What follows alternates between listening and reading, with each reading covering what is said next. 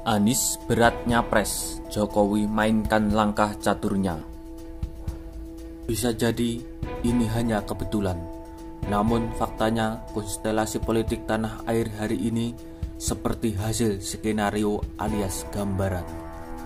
Pesta demokrasi 5 tahunan atau Pilpres 2024 sebenarnya masih cukup lama, sekitar 4 tahun lagi.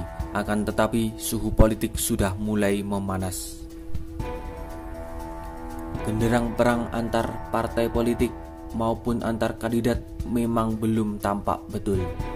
Mungkin mereka masih malu-malu atau sedang fokus meracik strategi dan menyiapkan formula khusus sambil mengintip peta bermaksud menuduh pihak paling berpeluang memainkan strategi politik hari ini pasti pihak penguasa. Dalam hal ini Jokowi. Kenapa? Karena boleh jadi Jokowi mempunyai tanggung jawab besar untuk menunjuk calon suksesor kepemimpinannya. Baik itu demi melanggengkan kekuatannya PDIP Perjuangan yang telah membesarkan namanya, maupun meneruskan program kerjanya yang belum tuntas. Tengok saja apa yang terjadi dalam beberapa waktu terakhir. Sejumlah peristiwa yang terjadi tampak mengalir. Namun bila dicermati secara seksama, nuansa politik begitu kental. Kita tahu betul bahwa Gubernur DKI Jakarta Anies Baswedan adalah salah satu kandidat kuat yang kemungkinan besar diusung oleh pihak-pihak oposisi. Sebut saja PKS sebagai kendaraan politiknya. Partai yang saat ini dibesut oleh Ahmad Saiku tinggal mencari satu mitra koalisi partai lagi yang punya kursi di parlemen agar bisa mengusung pasangan calon. Partai dimaksud bisa saja dari sesama oposisi, misal Demokrat, atau bahkan menggandeng Nasdem. Partai yang dinahkodai Surya Paloh ini memang telah cukup lama dikait-kaitkan dengan Anies. Sementara pendukung Anies dan non-partai datang dari kelompok Islam kanan, misal FPI dan koleganya. Kelompok ini sebelumnya mendukung Prabowo Subianto pada Pilpres tahun 2014 dan 2019.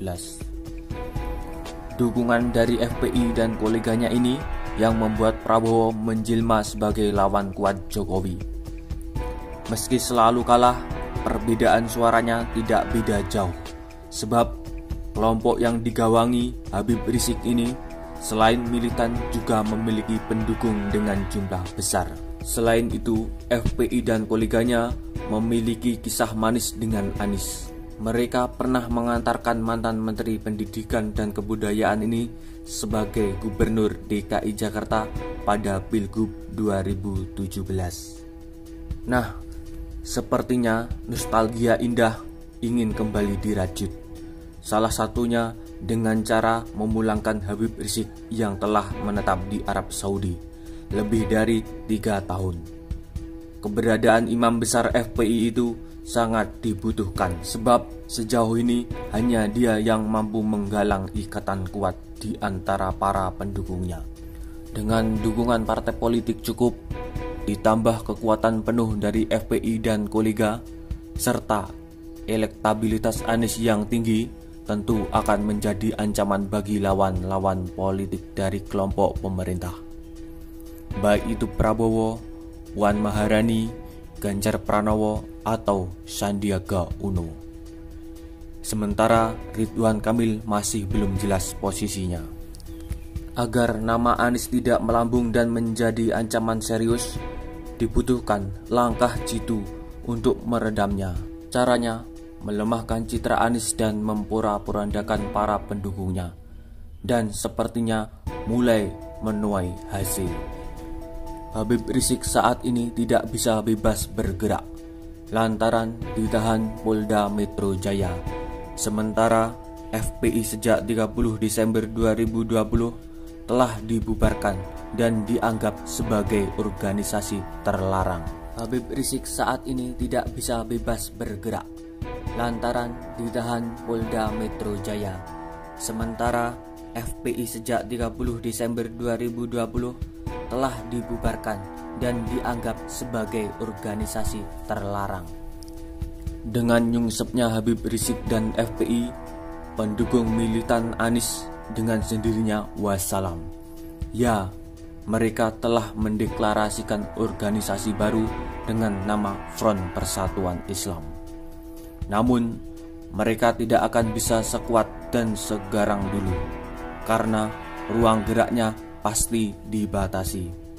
Terlebih, mereka sepakat tidak akan mendaftarkan diri ke Kementerian Dalam Negeri. Dengan begitu, organisasi ini tak ubahnya sekelompok grup arisan belaka. Sementara untuk menenggelamkan citra Anies, Mensos Risma adalah jawabannya. Semenjak dilantik, wanita bernama lengkap Tri Risma Harini langsung membuat gebrakan di wilayah Jakarta. Dia melakukan belusukan ke tempat-tempat yang jarang dikunjungi Anies selaku gubernur. Di sana, Risma tidak hanya menampung aspirasi dan beramah tamah dengan masyarakat bawah, melainkan berjanji akan memberikan solusi. Kontan saja, aksinya ini melambung nama Risma di mata masyarakat ibu kota, sekaligus menenggelamkan citra Anies. Jika dicermati, emang agak janggal juga gebrakan Risma ini. Sebagai Mensos, tanggung jawab dia adalah seluruh warga masyarakat tanah air, bukan hanya penduduk Jakarta. Di Jakarta tentunya ada dinas sosial yang mengurusi masalah masyarakat bawah. Ini mungkin bagian dari strategi politik. Sebelum melangkah lebih jauh, Risma mengedepankan masyarakat yang berada dekat dengan kantornya. Ada dua hal yang diperoleh Risma. Secara kedinasan, dia bisa mendapatkan data dan fakta lapangan tentang masyarakat bawah Jakarta yang membutuhkan uluran tangan pemerintah. Sedangkan dari sudut pandang politik, belusukan ala Risma di Jakarta mampu mengancam citra Anies Baswedan. Tengok saja, Anies yang telah 3 minggu melakukan isolasi mandiri karena positif COVID-19 pun terusik. Dia akhirnya keluar. Mungkin mantan rektor Universitas Paramadina ini tidak tahan keburukan DKI Jakarta dibongkar Risma dengan jelas. Bila ini terus dibiarkan, akan sangat membahayakan Anies secara politik. Bisa saja ambisinya mencalonkan diri pada Pilpres 2024 gagal total karena citranya semakin melempem dan tak laku untuk dijual. Itulah hipotesis penulis soal fenomena yang terjadi akhir-akhir ini. Seperti telah disinggung, mungkin semua terjadi di atas adalah kebutuhan belaka. Namun, jika melihat konstelasi politik, tak menutup kemungkinan bahwa semua itu adalah gambaran.